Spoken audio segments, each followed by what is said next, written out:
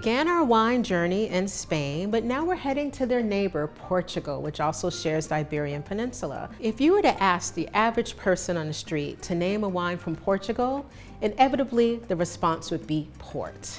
Now, what makes port so special?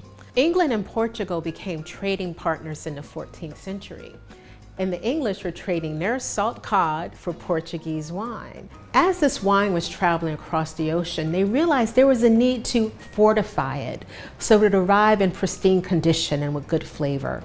And to do that, that means still red wine was fortified with a great brandy. So what started out as a means of conserving a wine really created a whole new category, style, and just desire for this wine, port. Founded in 1670, Juarez is the world's oldest British port company established in Portugal. Talk about trailblazers. And in 1908, Symington purchased Juarez and became the sole owners. So the Symington family is another prominent family, very, very connected to this richness of the port tradition.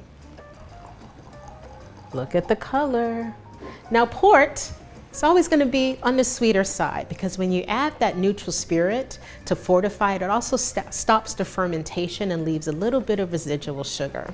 Ah, beautiful fruit, dark in the glass, again, just very becoming.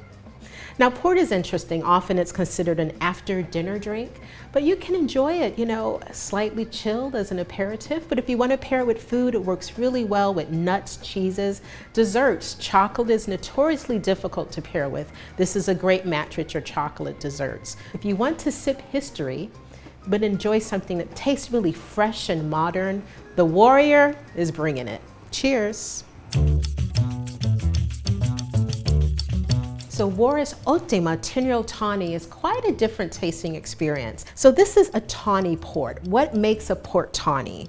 Well, they're blended high-quality wines that are matured in wood for extended periods. They gradually shed that ruby color and they get a tawny shade. So there's a clue right there. So following each harvest in the Douro, the winemaker at Symington selects some of the finest wines to find those that really have the capacity for long-term aging. And those become Old Tawny Port. So 10 years, but it tastes very alive, very vibrant, great acidity.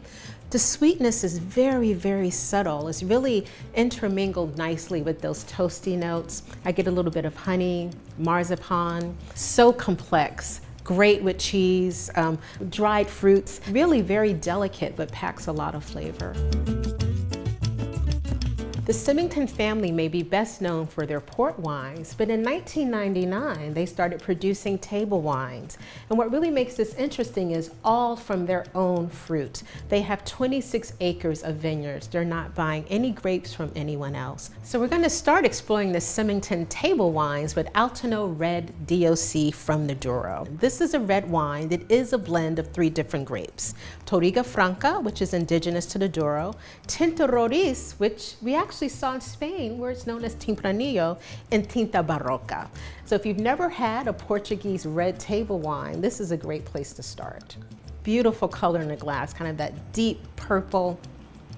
Really interesting wine. There's a beautiful crispness here, but there's a lovely dryness to it and that little hint of spice, but it's also very juicy. Again, not too oaky, nice acidity. The drinkability factor is high.